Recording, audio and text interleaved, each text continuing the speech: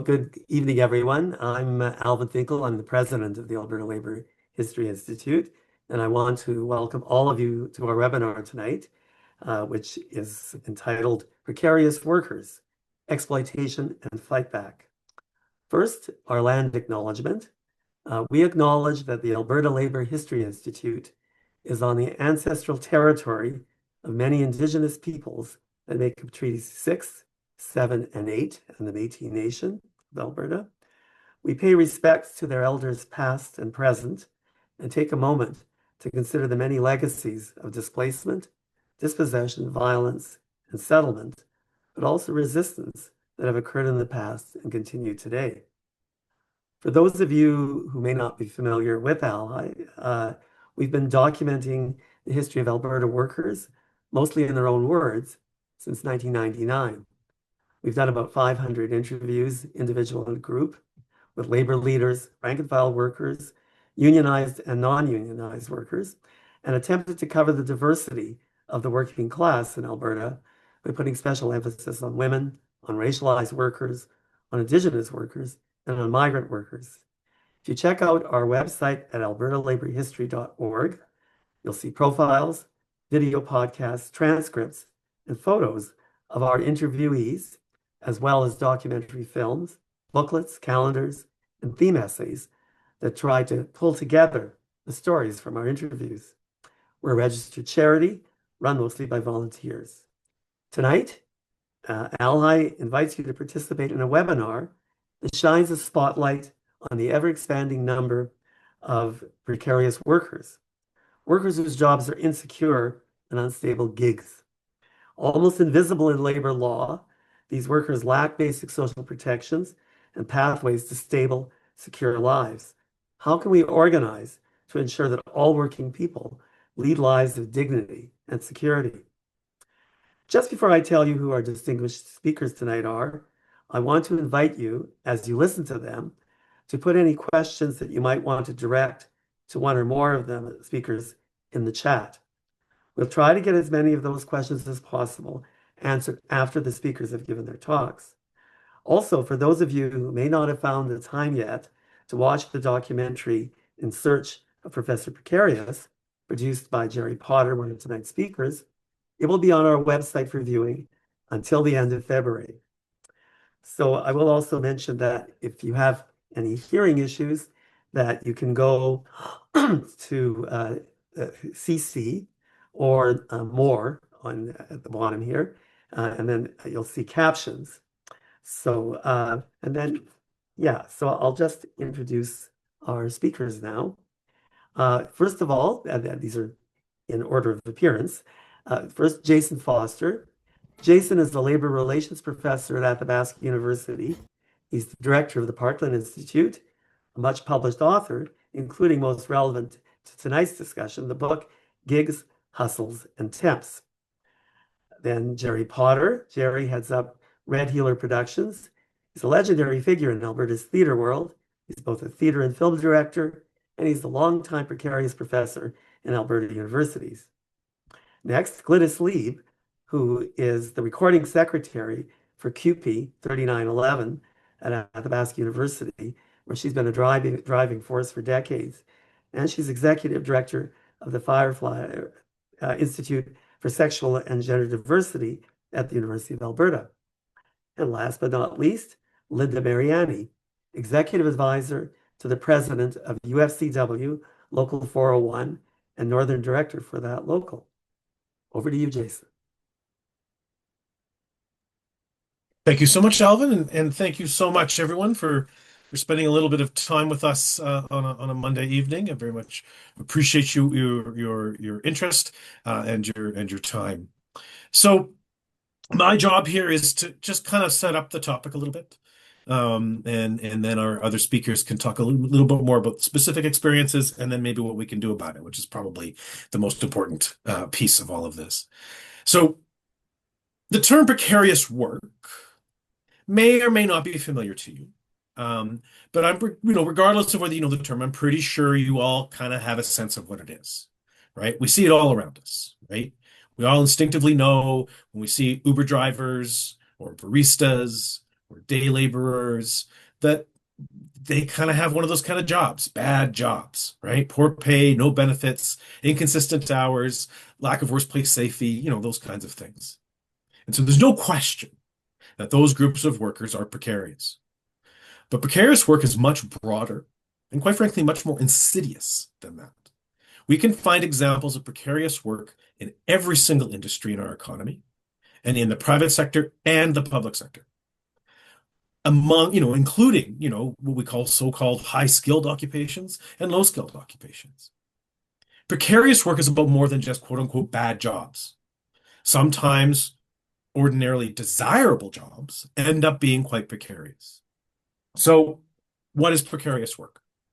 This is actually a harder question to answer than you might think. And I had to write a whole book about it to try and sort of get my head around it, right? At first blush, we might sort of think it's workers who, are temporary, or on temporary contracts, or they're independent contractors, right? Trying to eke out through, life through gigs and one-on-one kind of contracts. And that is part of it, but it's not all of it. Statistics Canada has a category that they call non-standard employment. And that basically includes temporary workers, involuntary part-time workers, self-employed workers, and workers with multiple employers. Not a particularly, precise sort of definition, but it kind of gets you somewhere. And they calculate with that concept, but 1 in 3 workers fit that category. But that doesn't cover the entire concept either. Many workers who hold permanent full-time jobs might actually also still be precarious.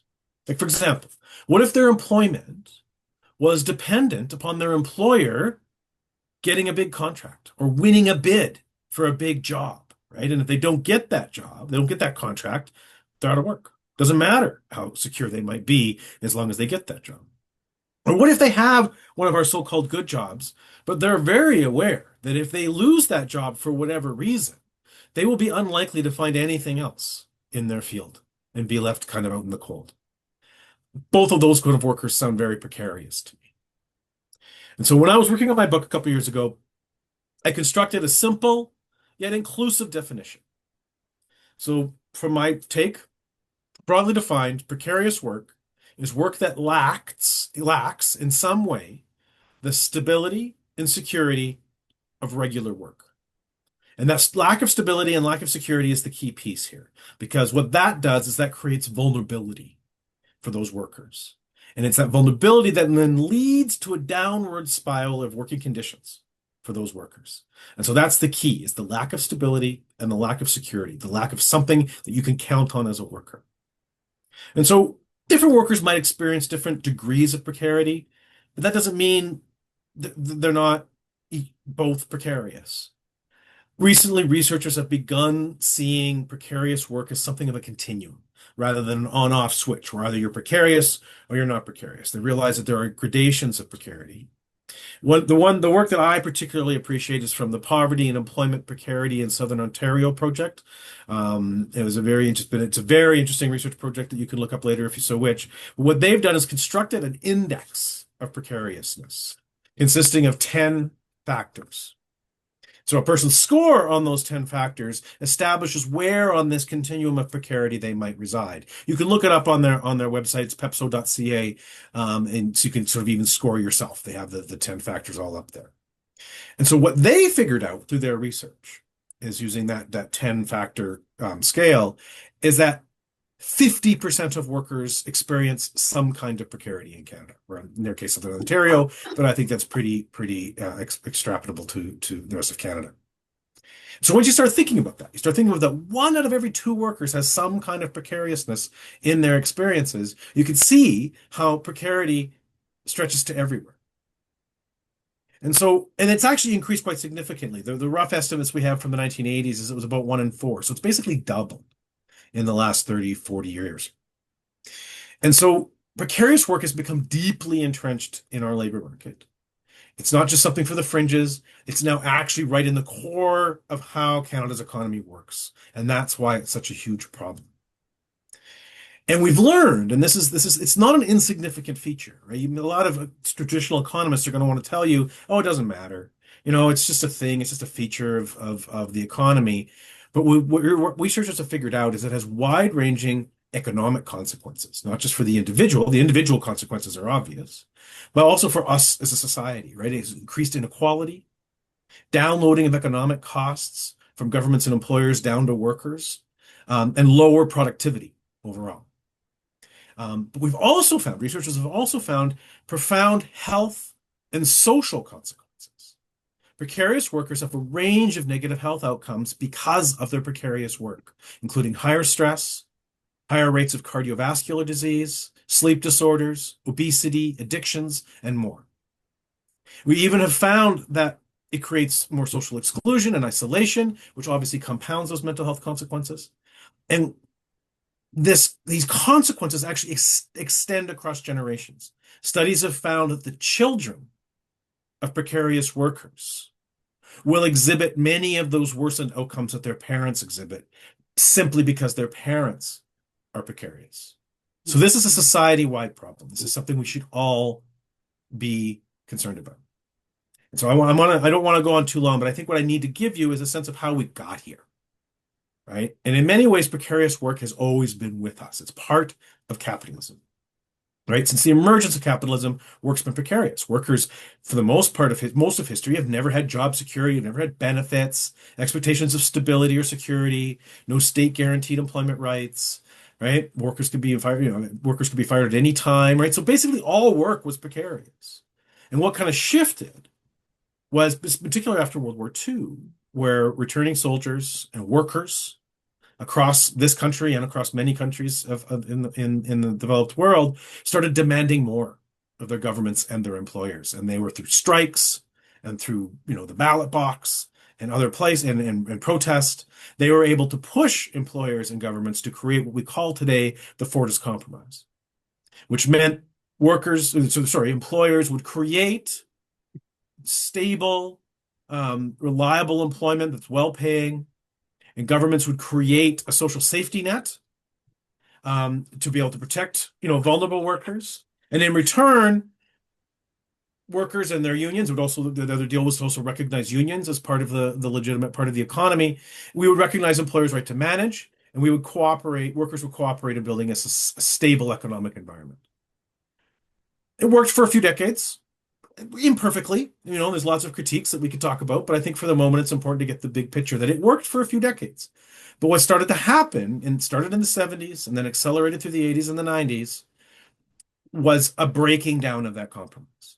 And the causes of that, what caused that were the dual rise of globalization and neoliberalism. And those two forces shifted the power balance between workers and employers, and the government kind of removed itself from the field of play in terms of protecting workers. And that sense of stable employment was seen as not compatible with new economic so-called realities. And so employers instead of, began looking for flexible, on-demand workers who were desperate. And so they would accept worsened working conditions. At the same time, governments were rolling back the social safety net, and it made workers then more reliant and more dependent upon their employers because they had nothing to fall back on.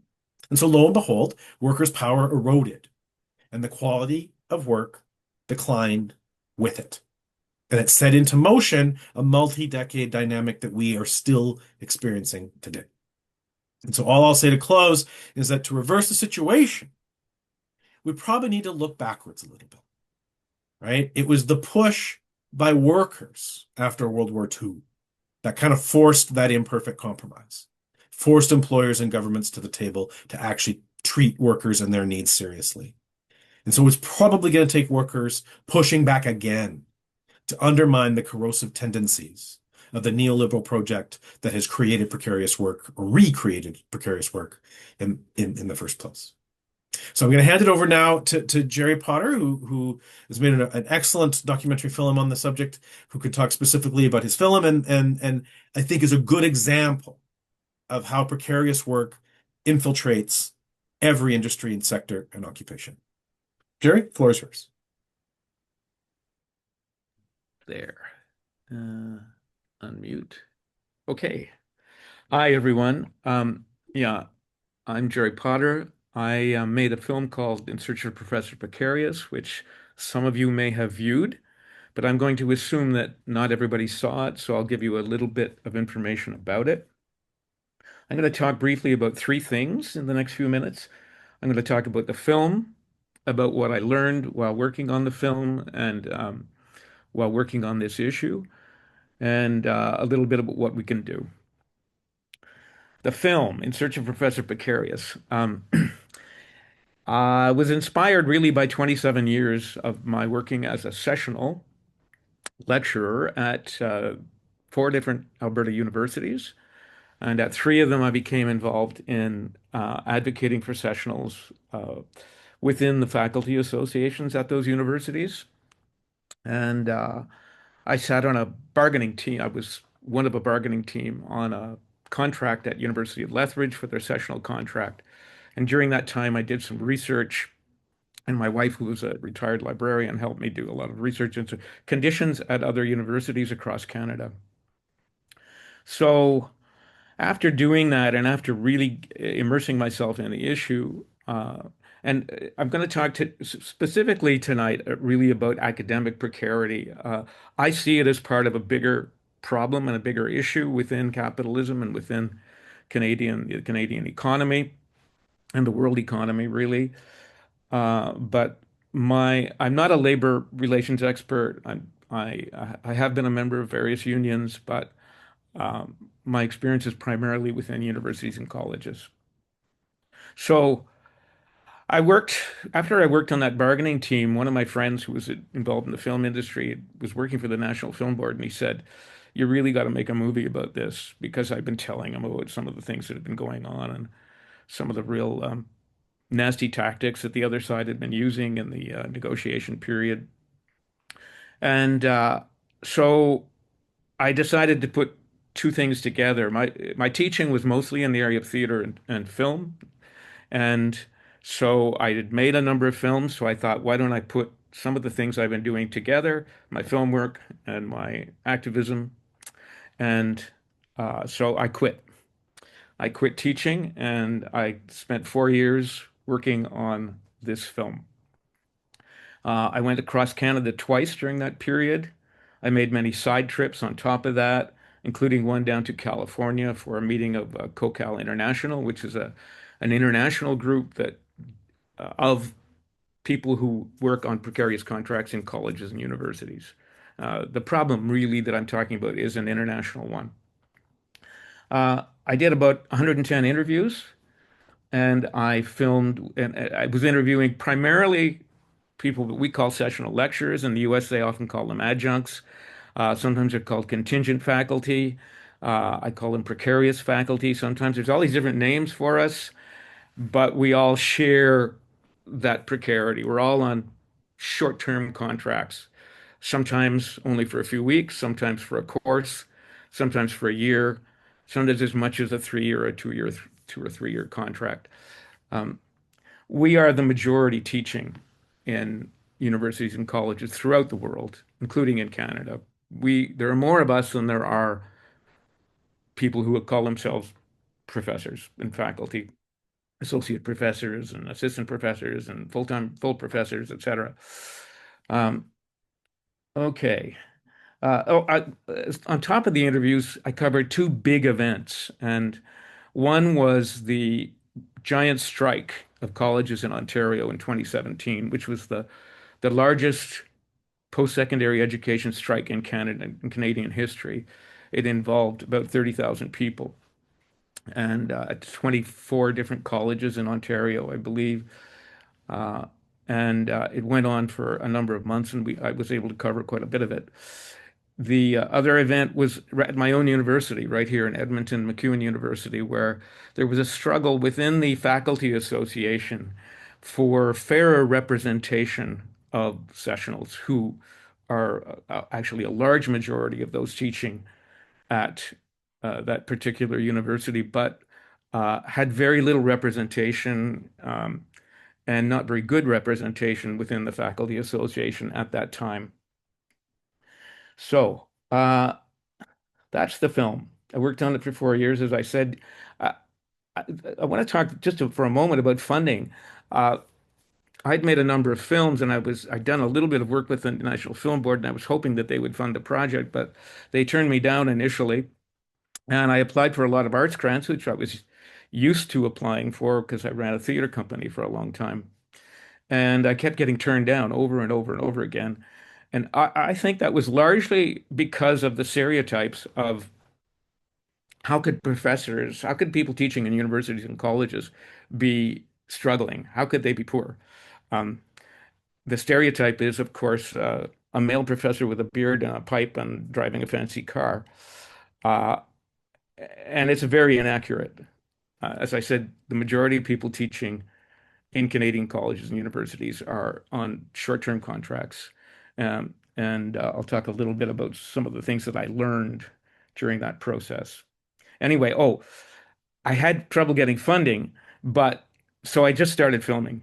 And uh, eventually, after I'd interviewed a lot of people from faculty associations and unions, I decided I came to a point where I needed other people to work on the film besides myself. I was doing everything. I was shooting and recording, writing, arranging the trips, all of that stuff.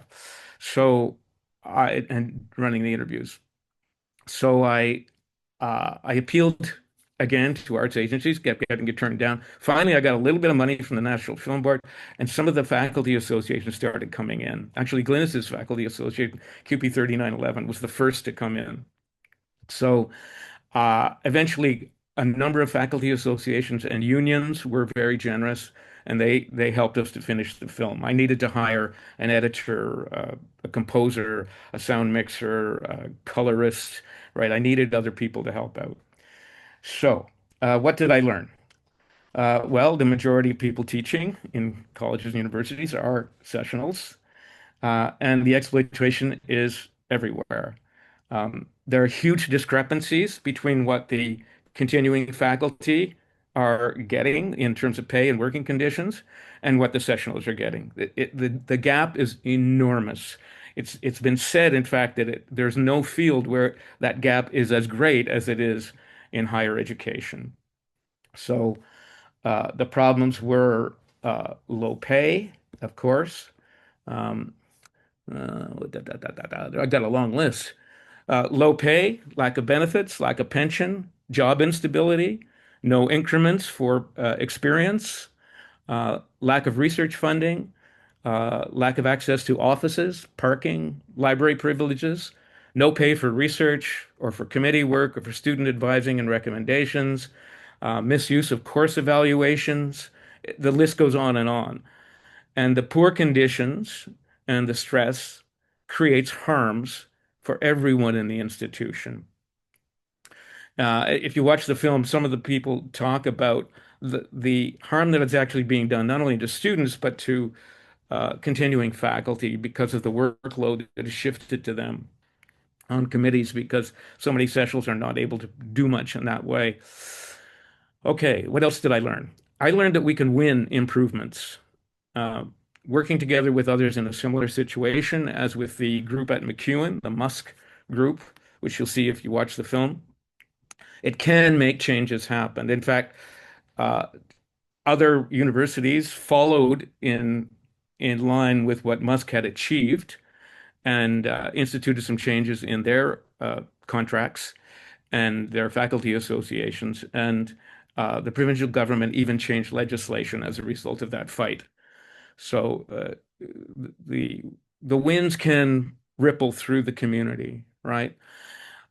Those on continuing contracts can be strong allies, as in the Ontario strike, where a lot of continuing faculty were on the picket line with sessionals over that big fight. And one of the central issues was the treatment of what they call contract faculty or uh, what we call sessionals out here. I also learned that working together, like as FNEC does in Quebec, they got huge pay raises for their sessionals in Quebec by working together with students, with full-time faculty, with staff associations at colleges, with all kinds of other labor groups to establish some goals and move towards achieving them together. Um, Vancouver Community College also is a great example of how you can produce major wins. They basically uh, took over their faculty association and changed the contract so that their contract is actually one of the best in North America. And we have people coming in from all other countries to study that particular contract. And they have a really interesting thing on their website. If you go to the Vancouver Community College Faculty Association website, you can see they've got something called Program for Change, which is a suggested process for other unions and faculty associations to achieve some of the things that they've managed to achieve. It's a great program, so check it out. So, what can we do? Well, first, I think we need to know who we are. We People teaching in colleges and universities need to see ourselves as workers, which is what we are. Uh, some of us think of ourselves as something different, as independent contractors, as professionals, as whatever, right? But we are workers. We're working for pay, like most people in the world. And that can help us identify the obstacles because it's the employer we have to see as an obstacle. And they have their own obstacles, of course, but we have to bargain with them. And it also helps us to find allies because I think in order to win, we need to find allies.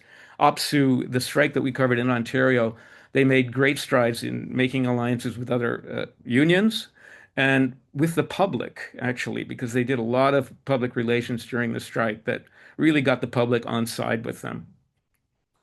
Uh, Secondly, we do need to make those alliances. If you're in a faculty association or if you're in a college or university that doesn't have an association or a union working for you, then you need to form one. You need to talk to other people and you need to form groups. You need to act like a union. You need to become a union or at least a faculty association.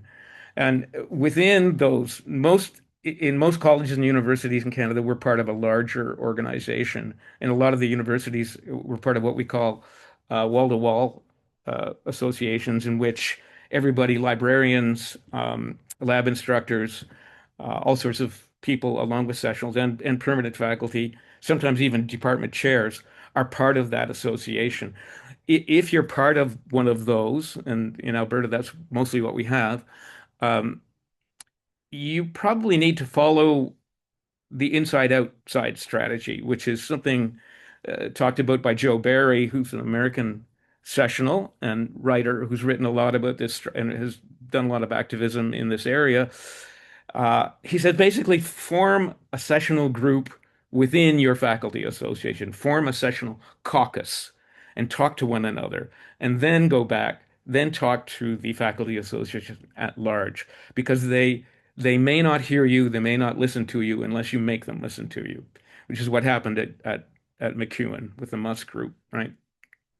Uh, and division within associations is obviously a real problem.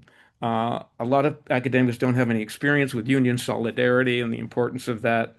So establishing it is really, really important, but you have to have strength within your group in order to be listened to. And I recommend strongly getting on the bargaining teams for contracts as much as possible. As they say, if you're not at the table, you probably on the menu. Um, Finally, I wanted to say appreciate the bigger picture.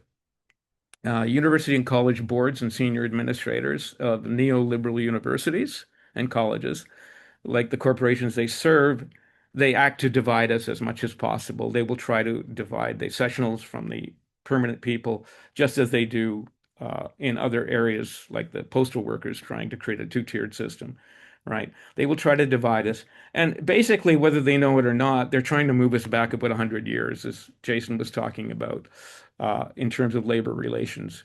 They're trying to make money for a few, uh, being the corporations themselves who contribute a lot of funds to colleges and universities, um, and senior administrators who get really pretty fat paychecks, right? Uh, and keep the rest of us cheap and precarious. And as Jason was kind of indicating, our insecurity, our job insecurity, our job instability, our job precarity uh, keeps us in line, keeps us from fighting, and it keeps us cheap, right? That's why we push working conditions and pay levels down by our very existence.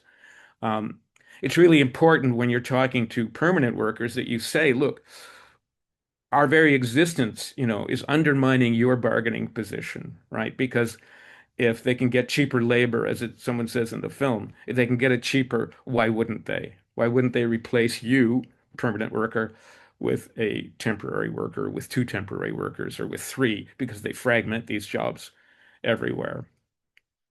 My final message is use or find your courage, and you can win improvements if you take action and if you work together. As Sylvain Marois from the big sectional union in Quebec, FNEC, says, you can do it, you can win if you work together. Alone, you might go faster, but together, you'll go further. With that, I'll turn you over to my friend and colleague, Glynnis Lieb.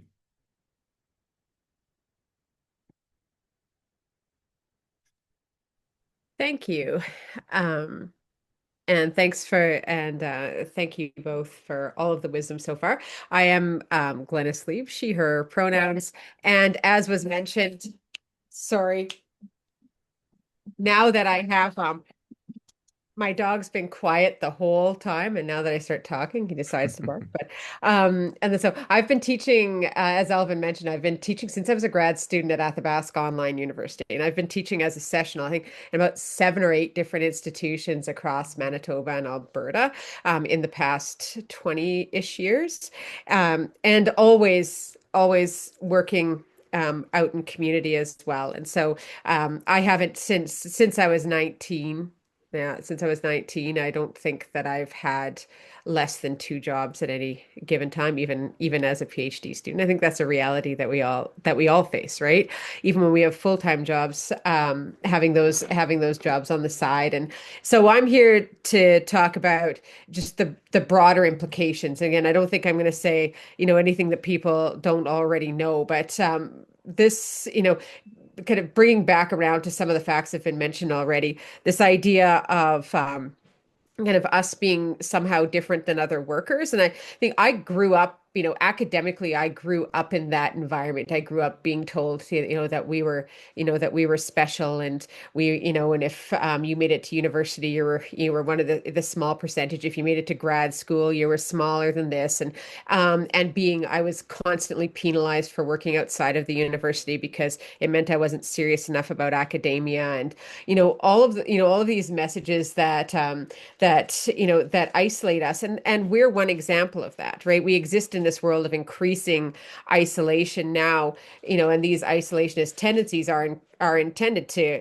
keep us apart from each other, right? I saw that with the changing when I was with the Alberta Federation of Labor, and that when post-secondary workers came under the labor code, and I remember people being so upset, that, and it's saying like, how is this relevant to me, right? At the same time, we're, we're being separated out and, very much exploited for the work that we do. And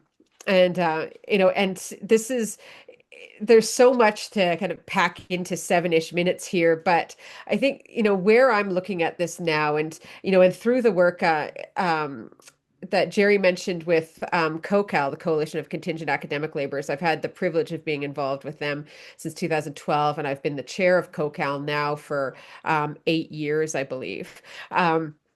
And the privilege of working with folks from across the Americas, and now working kind of to add people from across the globe, who are labor activists and are post-secondary instructors, graduate students, and others, is just this realization that this is something bigger. And this past couple of years in this American presidency have reminded us of these things. Like we're part of there's a bigger movement afoot. There's been a long time war on critical thought and the devaluing of knowledge, of the transmission of knowledge for the sake of it. We've long been into this milieu where where this is, degrees and diplomas are, people are being told they're a thing that they have to get, that they have to get in order to get a job, as opposed to a thing that you get that enhances your ability to, to think critically, to see the big picture, and that there's any value in that, in knowledge for knowledge's sake, right? And with that, we see the devaluing of humans in that knowledge exchange, in this world of Google and AI, and that too, this idea of, the connectedness that comes. And I say this as a social psychologist, like that, the connectedness that comes with knowledge exchange, with having these kinds of conversations and thinking about things on a higher level. It builds community. It helps us be able to connect to other people in the rest of our lives, reduces isolation, all of those things, and all of those things that people that are benefiting from us, from us struggling and not challenging systems, don't want, right? And we're seeing this so far beyond us, and this is why we really need to be talking to our colleagues, and that on that global scale, and looking at us as workers, as part of the broader environment in which working people are being made to struggle for all the reasons that have been mentioned before. And it's having all the consequences that the previous two speakers have mentioned, and massive political and social consequences, right? We know that all the economic insecurity that comes, and the loss of time, and the constant kind of fragmentation of your life, and that results in reduced trust in institutions, and increased political polarization, and and just all of this idea of, I don't know what's going on. I'm too tired. I'm too stressed. I don't have time. I'm not connected. And so just a lot of a lack of trust that we're seeing now manifesting, in social unrest, in populist movements, and so forth. And so we have folks that are very much struggling hugely financially. It's not just us academic workers. We know that.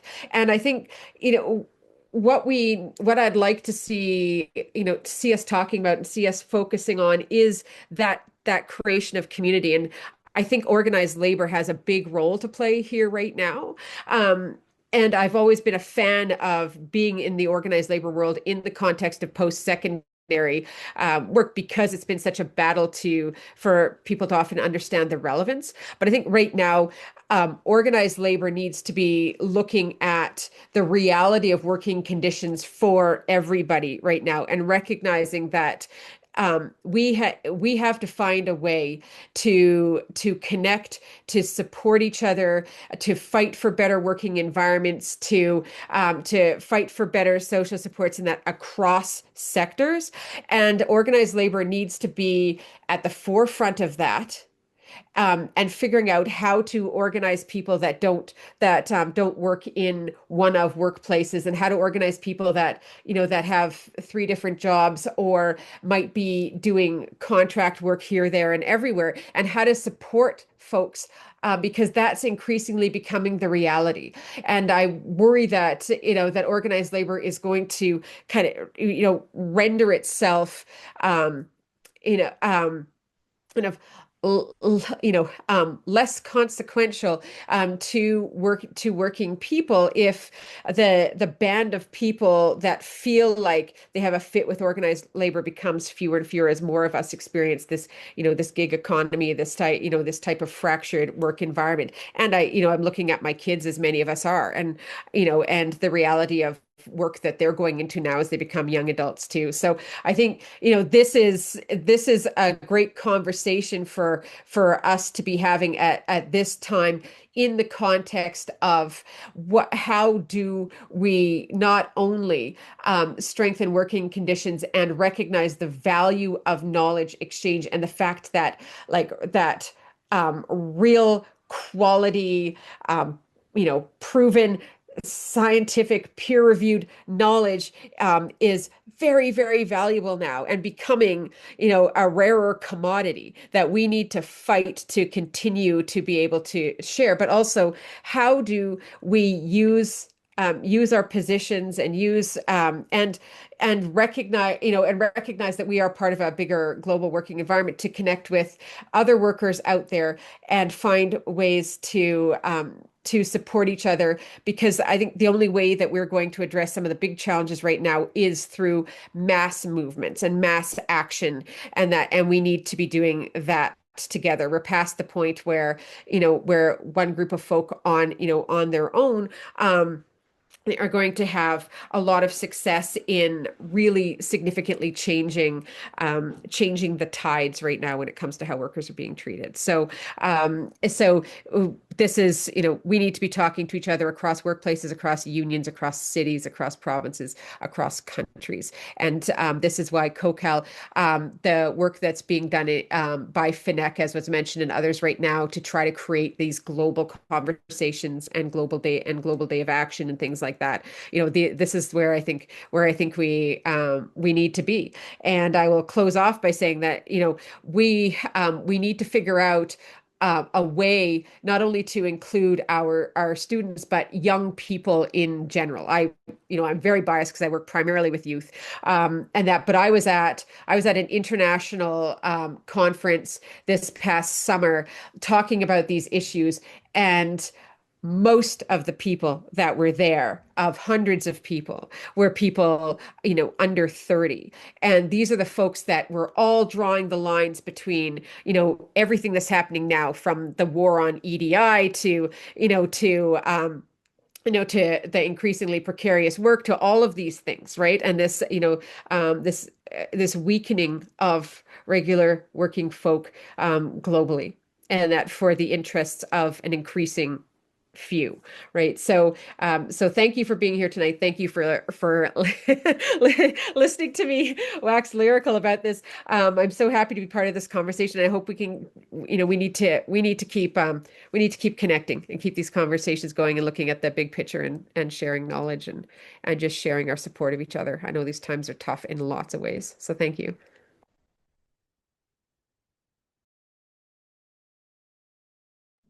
Okay, I think I'm unmuted. If you can't hear me, let me know.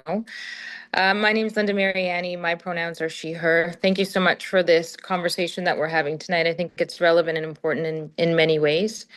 What I'd like to sort of shift to is talking about the gig economy and precarious work as it relates to app-based services, and what UFCW Canada has done to try to bridge the gap. The future of work is looking more and more complex and different on a daily basis with the introduction of AI, app-based services, and technology. So I think, as Gerry was talking about earlier, looking back and moving forward, I think as we go forward, we have to be able to adapt and adjust. So platform-based services and work is growing rapidly across Alberta and across Canada. We all know this. From ride-hailing services such as Uber, which I'm going to talk a little bit about later on, to getting your food, to healthcare has a digital service and app. They move people, they're essential services, but we're moving towards a sort of work-based group of individuals that their employer is essentially not real. They're an app. And these individuals are classified as independent contractors, which a couple of you have already used the term on the call. They get excluded from the basic employment protections because of their classification. Under Alberta's current framework, rights depend almost entirely on whether or not you're classified or defined as an employee. If you're not, you fall outside the system, and that has consequences. We touched on some of these consequences earlier, but I'll go over them.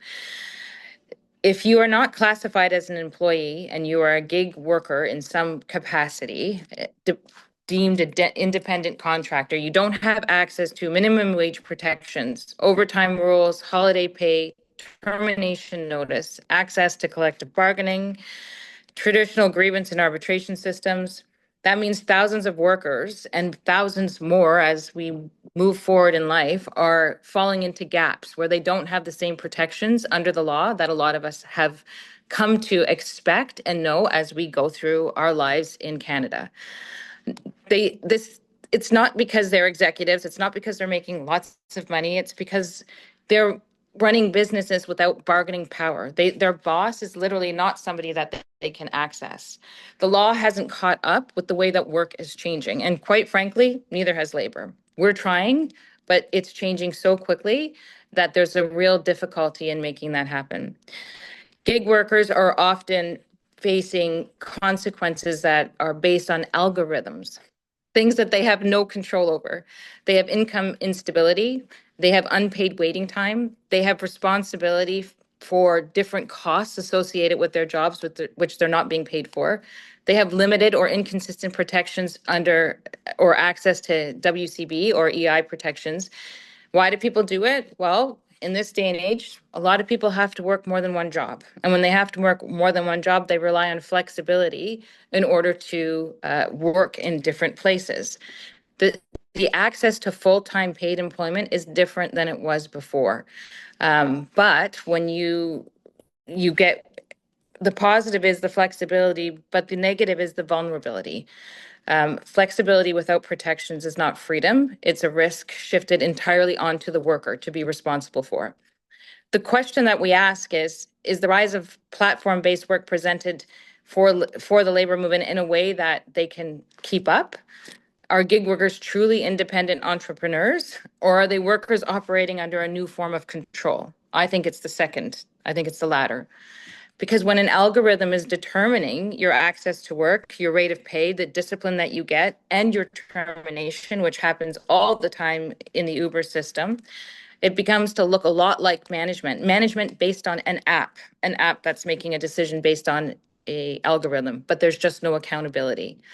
In 2010, and now we're in 2016, 16 years ago, UFCW Canada started to recognize that there was this growing shift in the way that work was being performed and started to reach out to different Uber drivers across the country to try to figure out a way to fill the gap.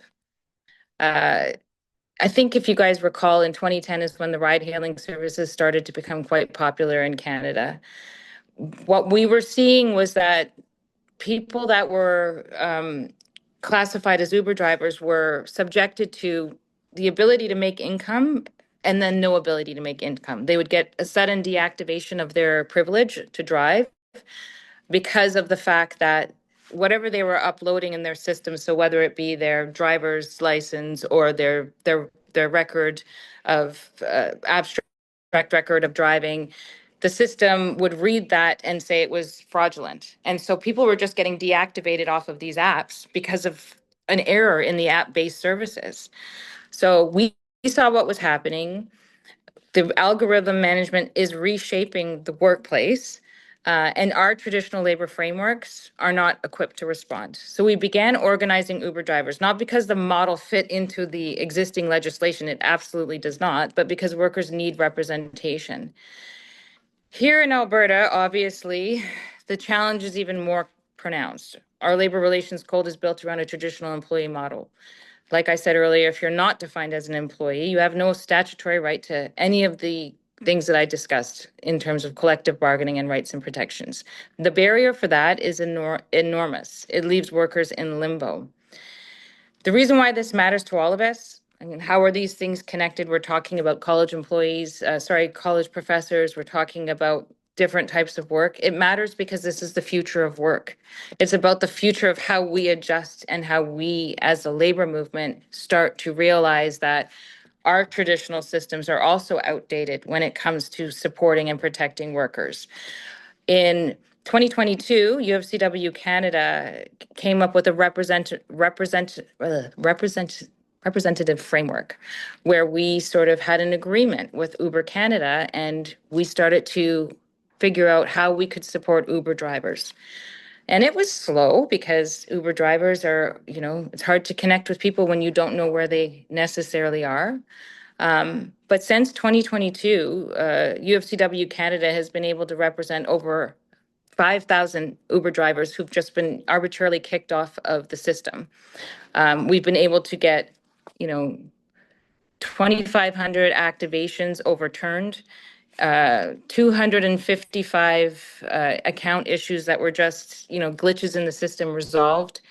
And our cases are going up year over year. When we started in 2022, our percentages were 20% that we were reaching out to in terms of Canada across the board. We're now up to 55% of individuals that have reached out to us from Uber Canada.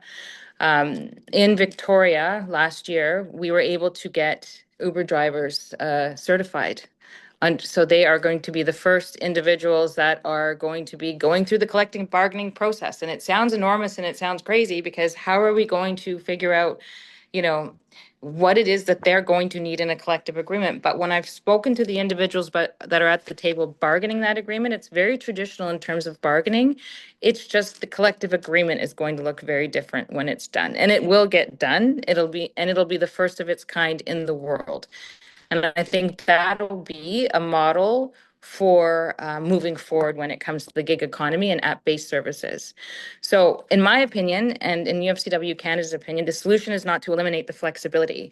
The flexibility that people need in work now exists, and people are used to it. So how do we support that flexibility and at the same time maintain protections for workers?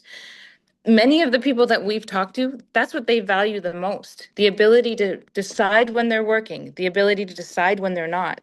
So what we really need, in my opinion, in our opinion, is clear, definite definitions of employment that reflect dependence, portable benefit models, so that your benefit model is not necessarily tied to one employer, maybe it's tied to two or three. Access to collective representation, regardless of the technical classification that a person falls under. Due process protections for all workers working in any classification against algorithmic discipline. Just if you think about the fact that you have a problem at your work right now, and a lot of the people on this call would understand. You go speak to your supervisor, you go speak to your boss, and you try to get that resolved. Imagine not having a person to speak to. Imagine continuously uploading something into a system and that system rejecting your claim. That's what's happening now. It's happening not only for Uber, it's happening at schools, it's happening in healthcare, it's happening across the board. So we need to modernize our labor codes, and we need to fight for that. And we need to recognize platform-based control and figure out a way to support individuals that are working under these economies and helping them. Because the core principle that we all have should remain simple. If you depend on work for income and someone else controls the conditions of that work, then you deserve protections. Gig workers are not asking for special treatment. They're not asking to be, they're asking to not be invisible, which they've been invisible up to now. They're asking to not fall through the cracks.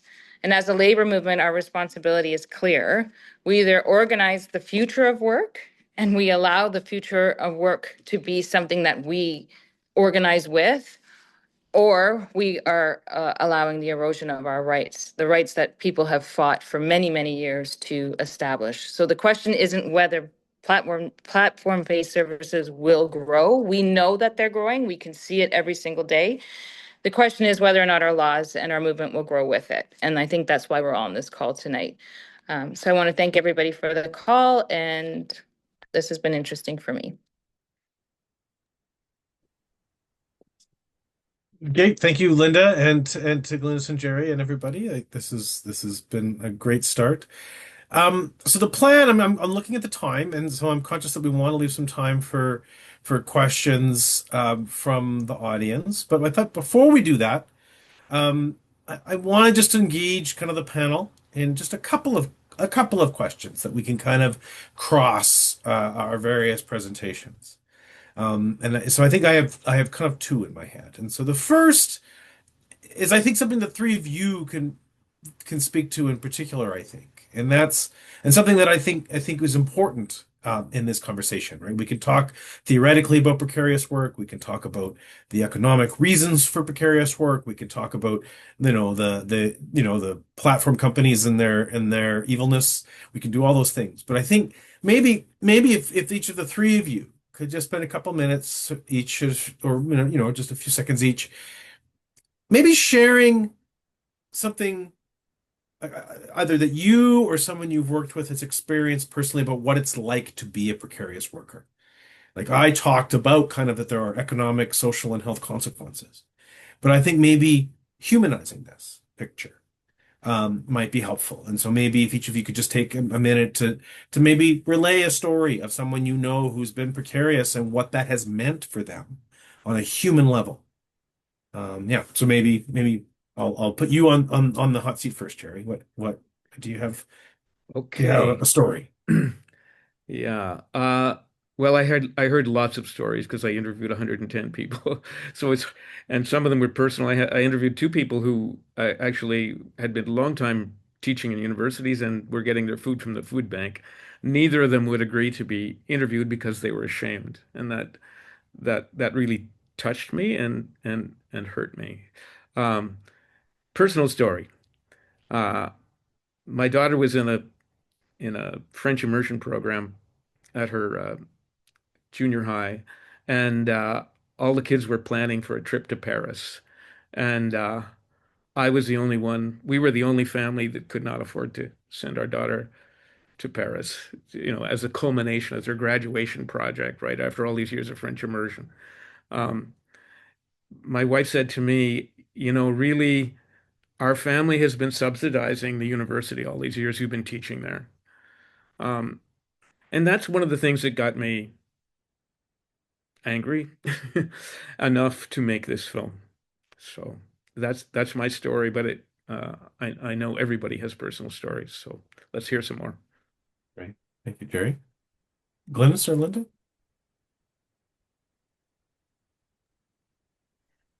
Thank you for that, Gerry. I think again through COCAL that I've heard so many, and I think about this the existence that for myself and so many other people has just become normal, where um, there's no such thing as vacation, and I look at folks and colleagues in the in the union movement who have one full-time job with with paid vacation, and they take vacation. They go away and somebody covers their work, and you know uh, like there's never been a time in my adult life where all of those things aligned, either either financially or even job wise, to actually ever be able to take it, to just like to legitimately fully take any downtime. And I say this as someone who's been working for been a working adult for 30 years now. Like it's I think about the culmination of that, and just as a parent too, the fact that you know you're always on, you're always juggling, you're always all of those things. And I think many of us can just relate to to those things too. But I remember a colleague of mine, one of the first times I was at a COCAL conference, and we were sitting around talking, and and he was saying that he had been for years, and he was probably he would have been in his he would have been in his mid 50s at this point. He said for years he has been working as a server at Denny's on the side, and that because he lived in a state that paid very low rates to sessional instructors, and he just talked about being in a situation where some students of his ran into him at Denny's, and it was, and again, there was nothing wrong with Denny's or working at Denny's, but he was facing these students who, it's US, they're paying tens of thousands, $100,000 in tuition. And one of them said to him, like, is this what is this what I have to look forward to, after I'm done university? And he cried when he told that story, because he was like, how do I, like, how do we tell kids that, that there's something to look towards when we're no longer in the era where it's the elite going to university who are there to be able to think about things. Also people are told if they don't have they don't have a hope of getting employed if they don't go, but also what are their hopes if they do go? And just that, again, that this idea that this is worth the work and effort, and And so that was, that's something that'll always, can always stick with me. So I'll leave it there. Thank you, Glynnis. Linda, you're not in any way I obligated, but if you have a story you want to share. Yeah, I can talk about, being at UFCW in the Edmonton office and having days where you have Uber drivers just coming to the door and they wake up and they've planned their week around their driving schedule and they plug it into what they have to do in other aspects of their life. And they wake up and they get a notification that they are no longer on the app. And they have absolutely no idea why, and they have absolutely no access to answers. So they come to the office, and when you come into the office, you have to like fill out an online form. And I had one individual who came into the office, and he was a Canadian resident, but he was planning to travel back home in a few months to see his family from where he was from, and he had just been taken off the app. He had just bought brand new tires for the car. He had gotten to an altercation with a individual that was drunk in the vehicle a week or two prior. He had chipped his tooth. He had no access to benefits to get his tooth fixed. So he was hoping that the Canadian dental plan would be something that he could access. And he had invested a bunch of stuff into his car because he had a specific schedule that was built around concerts that were happening in the city and where he could be so that he could make this extra money so he could travel back home and see his family. And he got kicked off the app and he couldn't figure out why. And he had no access to benefits and he couldn't go on EI and there's no dispute resolution process. And he's sitting in my office and he's crying.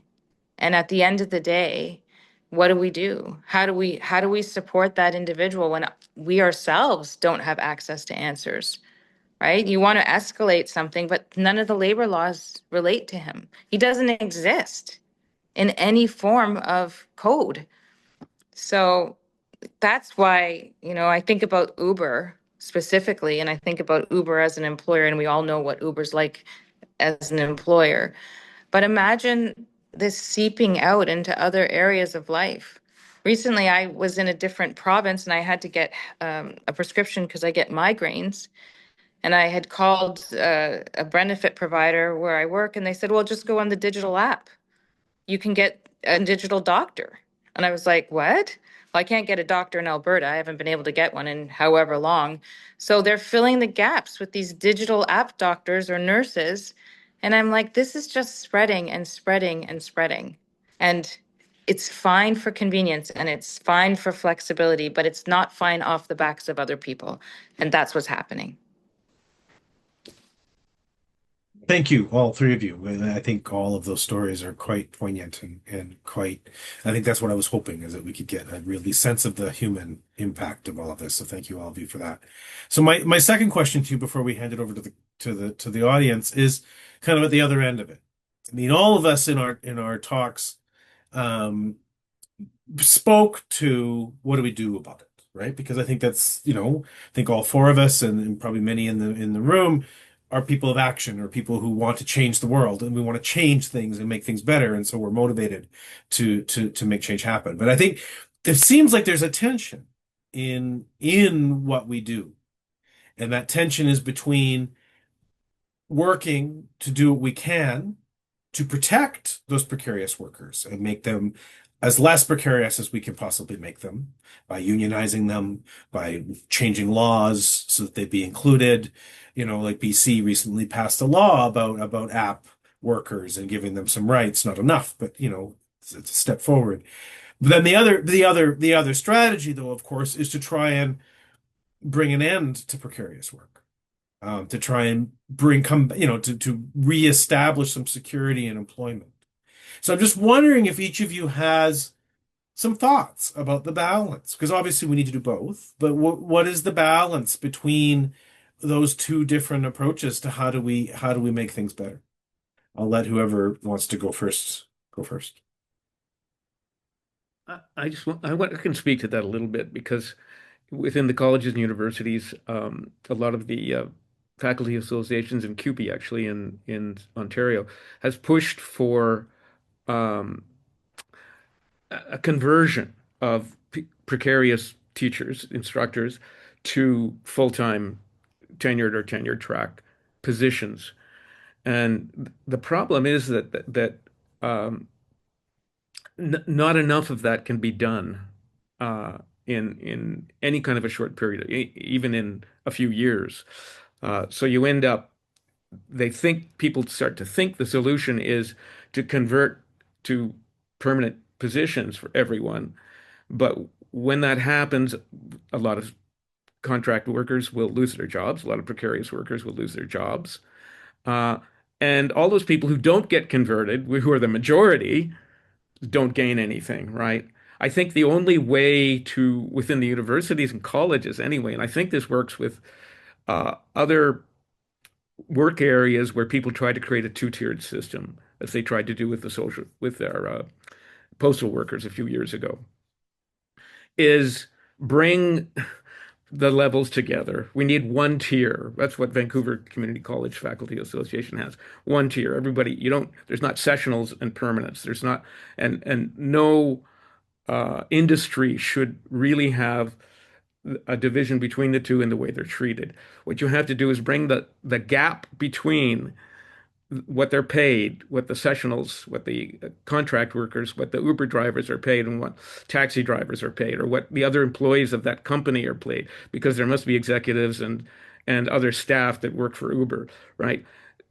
Close that gap, and then there will be no advantage to pay people less, to give them poorer working conditions in order to save money. And that's the situation at the colleges and universities. If that gap was closed, if they were actually treated equally, then there's no advantage for the employer to, uh, you know, chop those jobs up and turn them into part-time or temporary jobs. Thanks, Gerry. Glynnis or Linda, do you have some thoughts? Well, I think it's a balanced approach, like Gerry said. I think that it's not I don't think our goal can be to eliminate flexible work models. I think that flexible work models, app-based systems are here to stay. I think we need to eliminate the unprotected work that comes along with that, and that's a very different thing.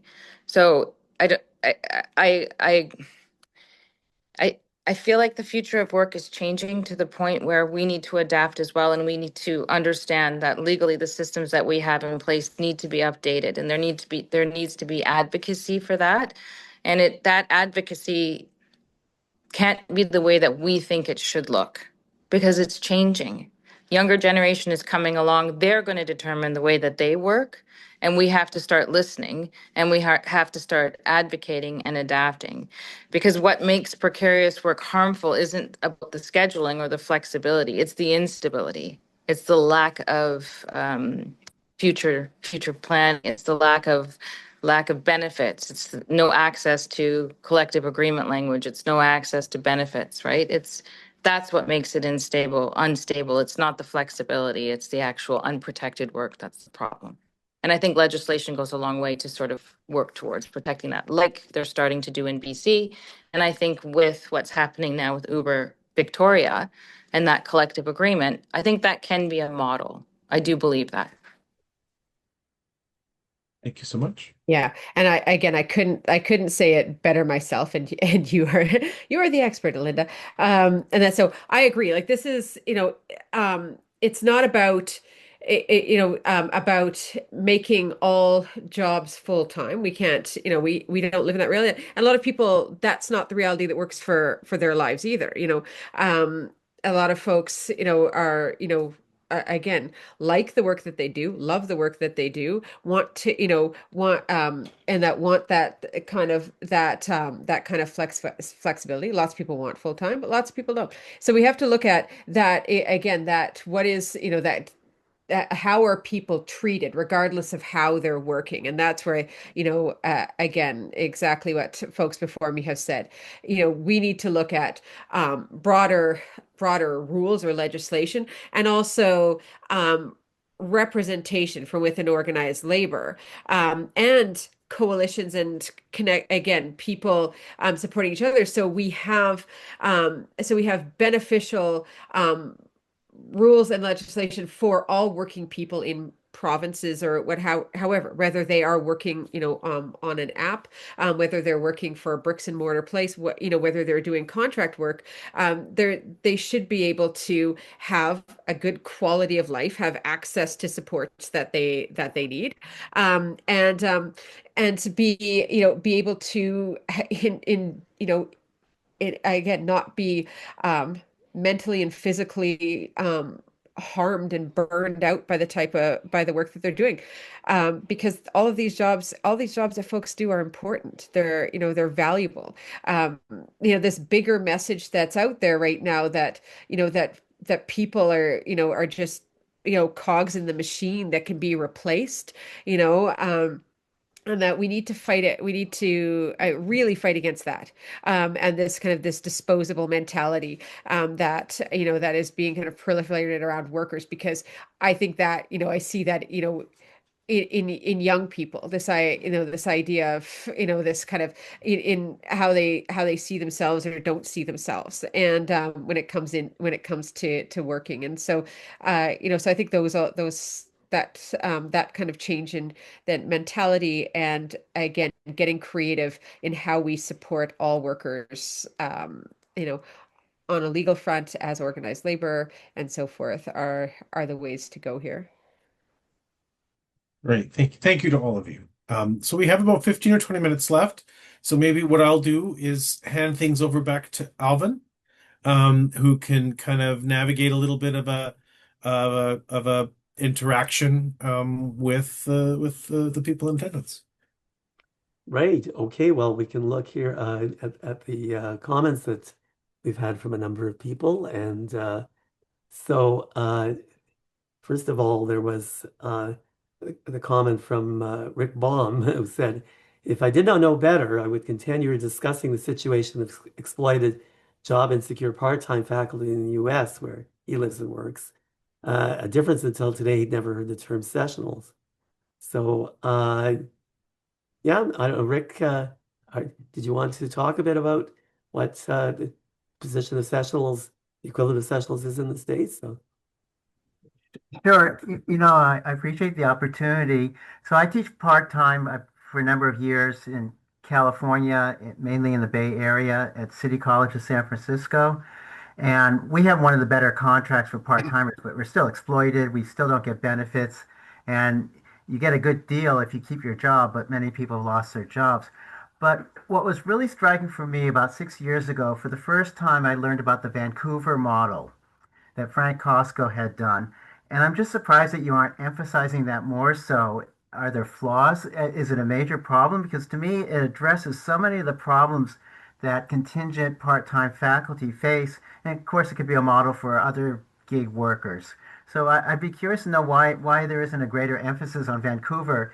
We're always brought up that there's no alternative. And when I did learn about Vancouver, I went, oh my God, there really is an alternative that seems to be great and that really provides for people who teach not at a full-time level and people who teach at a full-time level with dignity and equality. Now, maybe there's flaws in it and I have illusions about it, but I'd be really curious to hear what you have to say about the Vancouver model.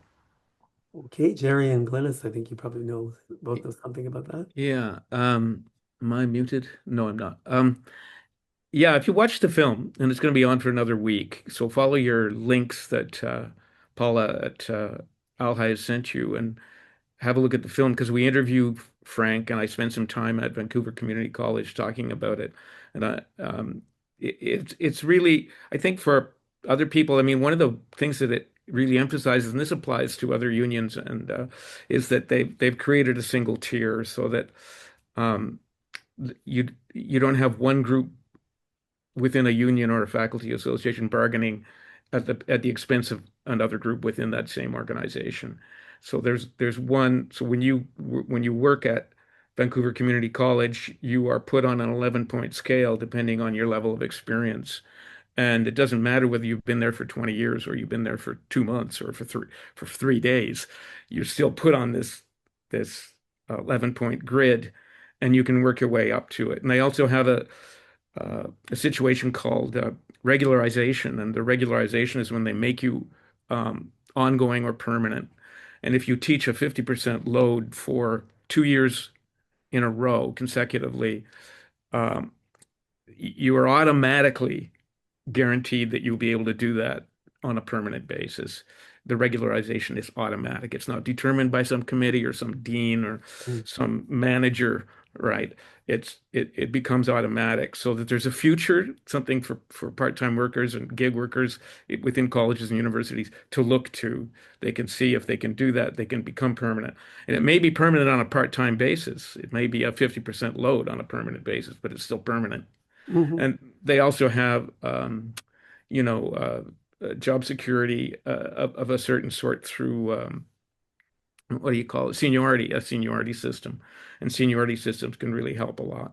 Oh yeah. That's all I have to say about them. They're a really interesting model. If there's a drawback, it's that the pay levels are really not that high, right? So Yeah, and I'll just add to that too. I think we at our union at CUPE 3911, we were able to negotiate permanent part-time contracts a number of years ago. So we are sessionals, but we're not bidding for courses every term, and that we're hired on a permanent part-time basis. So we are not allowed to have full-time, but we're and we don't have again, we're not part of the faculty association there. We don't have we negotiate our own benefits and that sort of thing. But that went a long way towards towards job security for for our folks there as well. To your point, Rick, I think with HELU in the U.S., Higher Education Labor United, there's a group there, and a couple of friends and colleagues of mine who kind of hail from the same union and as yourself have been a big part of that, again, fighting for the removal of the two-tier system and this idea exactly that, and they are very much advocating for that to the application of, of the Vancouver model too. And like you said, there's always questions and challenges, but it's the best that we've seen to date. And I am interested in looking at, how that model or, kind of variations of it could be something that's used by organizers, more broadly with trying to, organize people in other sectors or people working in in the gig economy in various ways too. So it's definitely it's worth looking into, as organizers for sure. So, Linda, does it have any relevance beyond the university and college level? I mean, it sounds like something that could be applied broader, but yeah, Well, I mean, two-tier systems exist everywhere, right? It's something that yeah, we fight against in collective agreements, right? We know that once an employer gets that kind of language in the collective agreement, it's downhill from there. yeah. I was actually a staff at OPSU during the 2017 strike that Gerry was talking about, and so I know and understand the difficulty that the sessional staff feel, and the lack of real stability leads to high turnover and not good services and not good schooling for the kids, right? For the college students. And so I was on that picket line. I didn't see Gerry there, but I was on that picket line when all of that was going down. And I think that I watched the movie, and I did hear about the Vancouver solution in some ways, and I encourage other people to take a look at the movie and see what's out there. So yeah, now and Lisa has thanks. I think it was when Glynnis was speaking thank you for articulating the effects of devaluation of labor on social issues. So this is one maybe that you guys could expand on. I was particularly taken, Linda, by this business that you can be fired by an algorithm. And you think, how can that be legal? It's so degrading, the idea that some fucking machine gets to decide that you no longer get work. Uh, it, there must be ways to make that illegal. An employer has to, even if it's recommended by an algorithm, that some person has to get involved, and you have to have some rights against that. Oh, Linda disappeared. Ooh, I hope some algorithm didn't take her away. She's been canceled by the algorithm. Huh? Oh, Oh God. dear. Yeah, Oh, no. Uber's listening in, and they've just punished her. I think she Well, just lost her connection, maybe. yeah. Yeah, I think we lost her connection, but Well, shoot. while she tries to come back, I just wanted, this is Paula, your friendly ALHI administrator, just with a note that this is being recorded. So if you do go on voice or on camera to address or ask a question, it becomes part of the recording. So if you do that, we're going to assume that you are okay with that unless you tell us otherwise. Right. Thanks for that, Paula. Yeah. Mhm. You are very welcome. Yeah. And I don't know what happened to Linda here, but let's just keep going, I guess. Well, yeah, I think others might want to, discuss it. I'll let maybe Glynnis, you could elaborate on that because it does seem certainly true that this is part of this kind of breaking down of any notion of as people, we have rights, that an employer shouldn't have a right to take away just because they could figure out with some fancy machine, to fire us or some way to take our work and make it worth less than that of somebody else doing the same stuff. Uh, how do we fight that? Because there's a whole set of assumptions that are going on in that.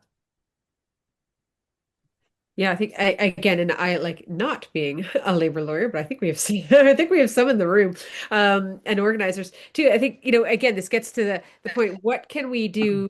And this is like when we think about technology and AI and that, we can't like there's this instinct to kind of, push against it and fight, and to keep jobs and the way they have been. And I think Linda had said that earlier.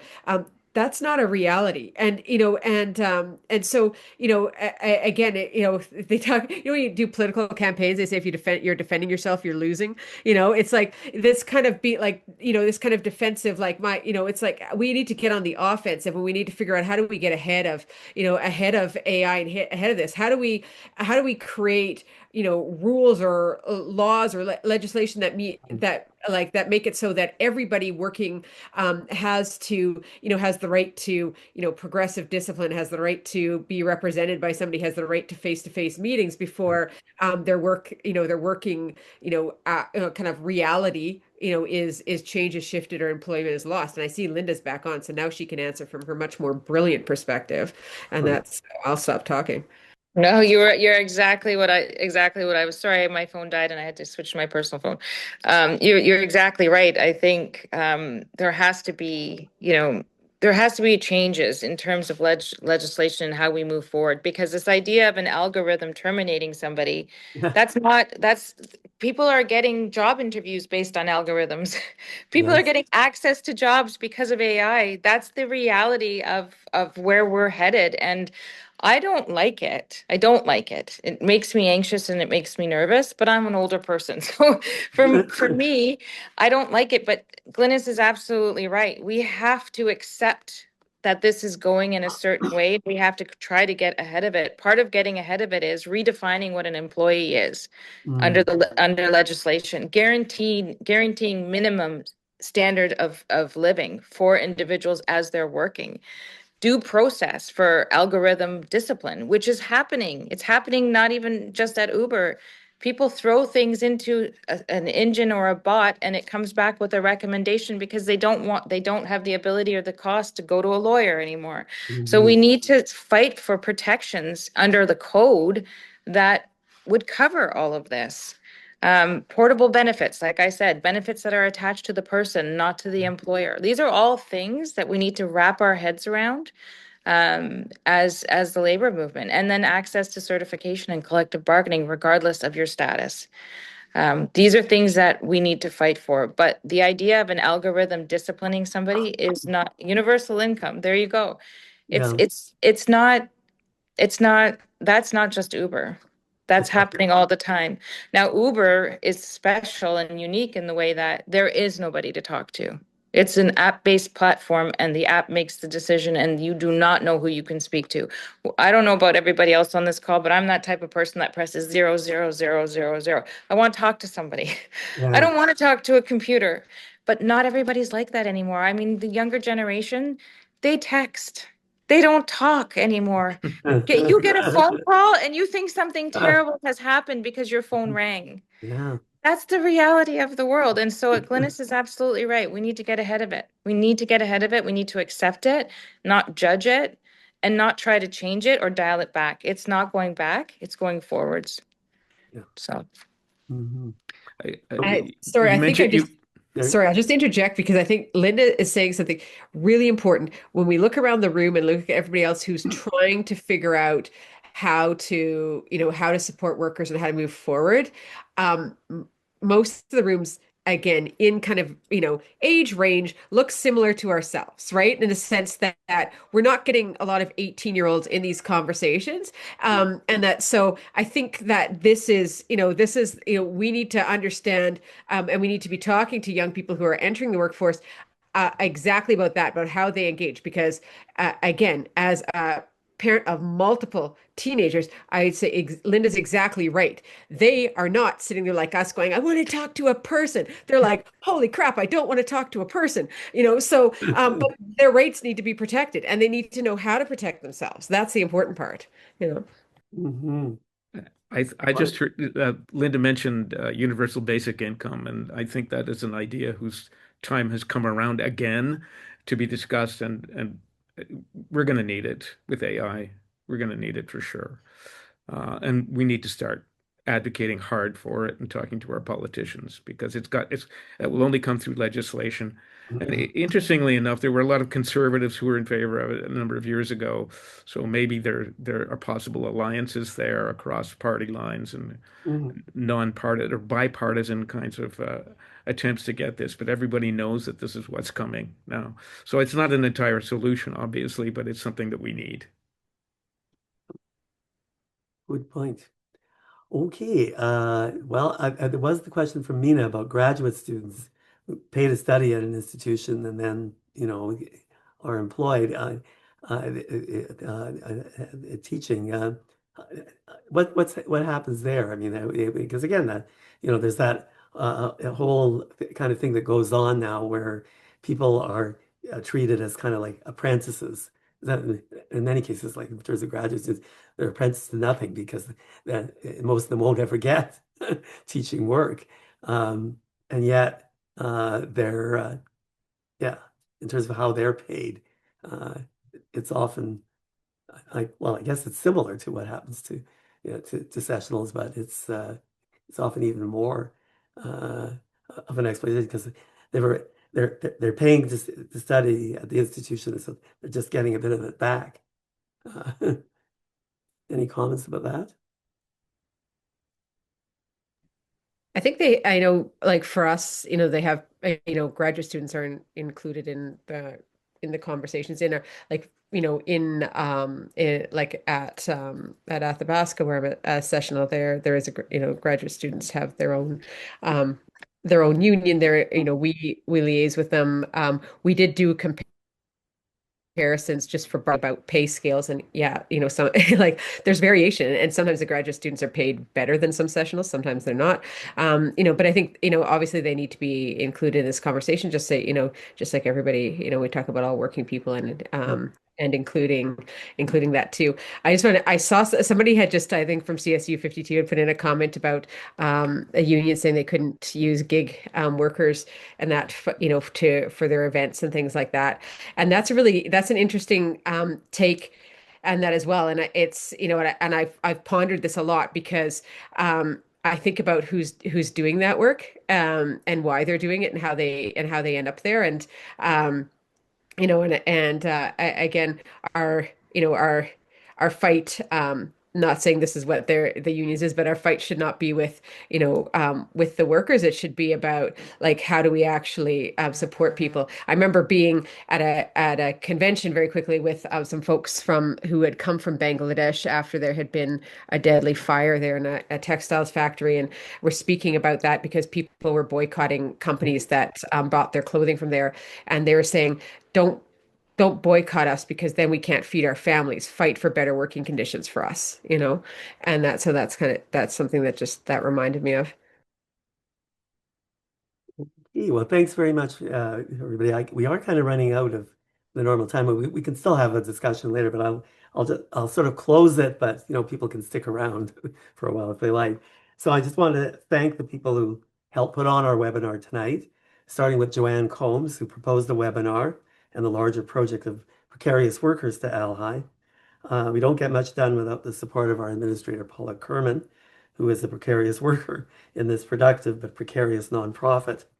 Our committee for this event includes Joanne, Paula, Lisa Pruden, our speakers, and myself. So special thanks, of course, to our speakers, Jason Foster, Gerry Potter, Glynnis, Lieb, and Linda Mariani, for their insightful presentations tonight. Thanks to all of you who came to hear our speakers and to engage with them.